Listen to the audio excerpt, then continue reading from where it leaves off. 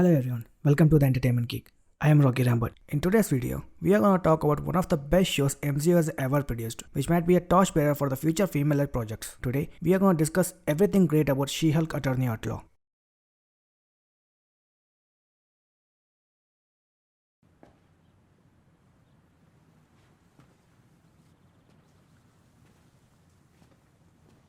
You're still here. It's over. Go home. If you are still waiting for something to show up, well, this is for you.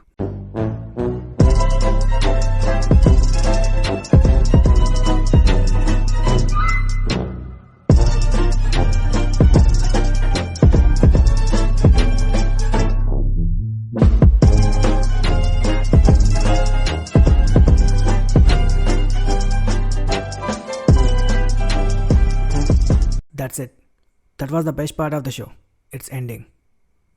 Before you turn off the video, let's quickly go through everything not so great about She-Hulk. I'm a little bit late for the party, but being honest, I was in no mood to watch this horniest superhero show ever produced. But still, I gotta do my job. So here I am with my views on She-Hulk Attorney at Law. This show is not a superhero show but an agenda to promote toxic female traits. This show is not a superhero show but a failed attempt to troll the trollers. This show is not a superhero show but a story of a desperate female who needs to get laid. This show is not a superhero show but an embarrassment on the name of superheroes. Finally, this show is not a superhero show but a perfect example how not to be a superhero. I'm not gonna say spoilers ahead. If you haven't watched this show, then consider yourself you have done at least one great deed in your life and you are damn lucky. Let's be honest.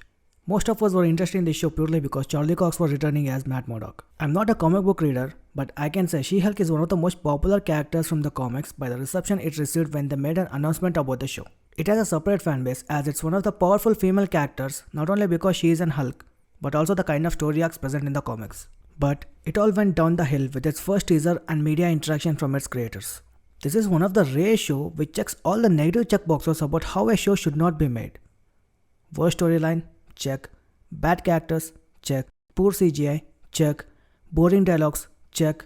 Lack of emotion? Check. In one word to say, it's a Berozgar Rozgar Yojana, which means creating job opportunity to unemployed people. This is the only good thing about this show. It created some job opportunities. Before I start to thrash this show any further, let's see where it actually went wrong, or in this case, where we actually have watchworthy segments. Let's start from the scratch.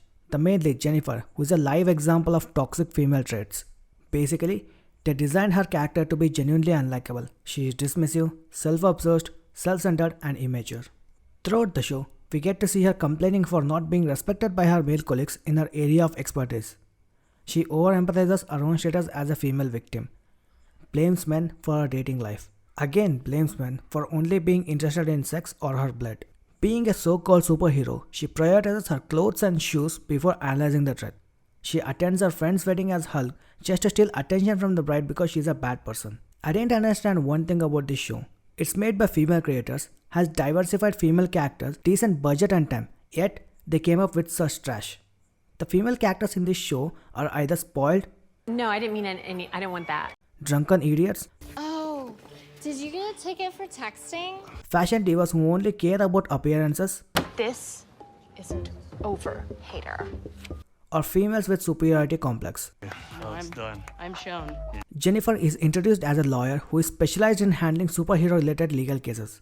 But throughout the show, we don't even see a single solid legal argument from her end. She easily gets manipulated and humiliated by her friend in wedding, which actually raises a question, is she actually a good lawyer in her area of expertise? On the other hand, Matt Murdock walks into court like it's his playground, educates Jennifer about the case, wins the case and walks out. This is the kind of lawyer She-Hulk is in comics, but this show totally made her look like a dump. You know you are a shit show when everyone is more interested and being discussed about one tiny detail which is not even linked to the main storyline. When episode 1 was aired, Captain America's virginity was the most discussed topic. Steve Rogers is not a virgin. Episode 2, Wolverine reference. Episode 3, Wong's employment history. Episode 4, Madison. This is crazy. Imagine your lead character is so awful and boring that people started to like another cringe character. Madison King. Madison is with 2 N's, 1 Y, but it's not where you think. This show perfectly represents modern day feminism and woke culture who claims that they don't need men in their life to make it big. but indirectly uses them to get what they want. It's a show made by female creators and female lead, which is heavily marketed purely on two male characters. One, to get the initial and much required hype for the series.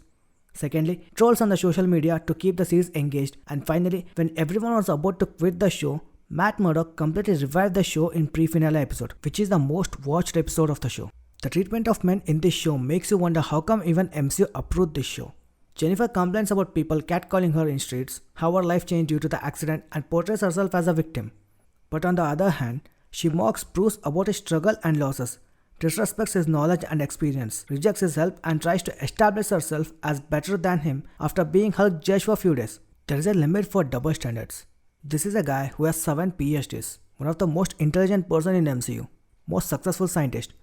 He loses everything he has achieved in his life. He was hunted like a wild animal by military. People look at him like a monster. Lost his love interest, lost his best friend, lost his identity.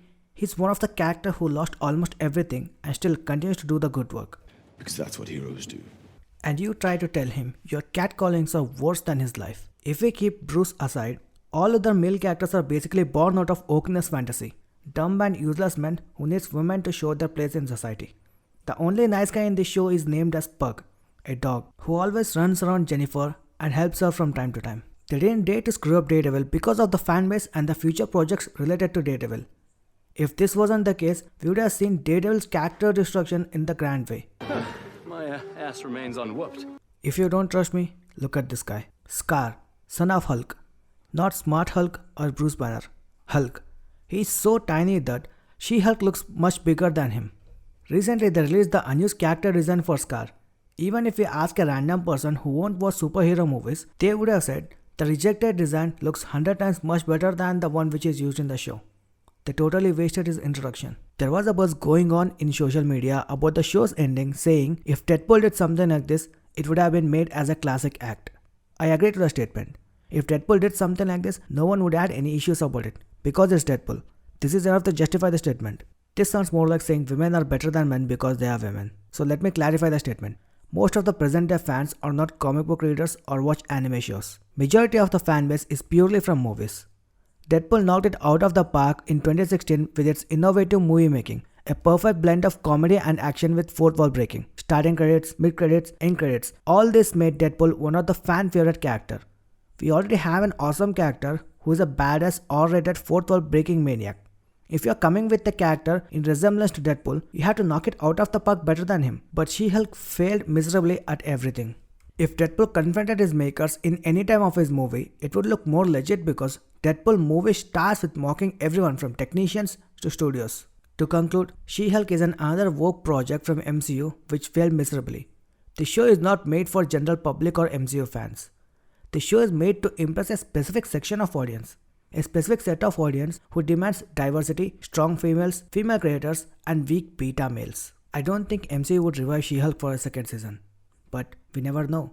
If She-Hulk returns with a second season, it will be purely for continuity in MCU. I don't have hopes for character revival from MCU for this show because there's nothing left to revive. I would recommend everyone to watch this show. It's good to watch movies or series like this from time to time. These experiences reminds us the value and essence of true cinematic masterpieces. So, these are my views on She-Hulk Attorney at Law. Feel free to correct me if any of my takings are wrong. Like this video if you found it interesting. Don't forget to subscribe to my channel and ring the notification bell to keep yourself updated. Thank you for watching. Not mind seeing Daredevil again. A woman has needs. Oh, wait, you are sitting? We got Tony Stark, daddy issues. Jen. Thor, daddy issues. Please stop. Oh, and when are we getting the X-Men?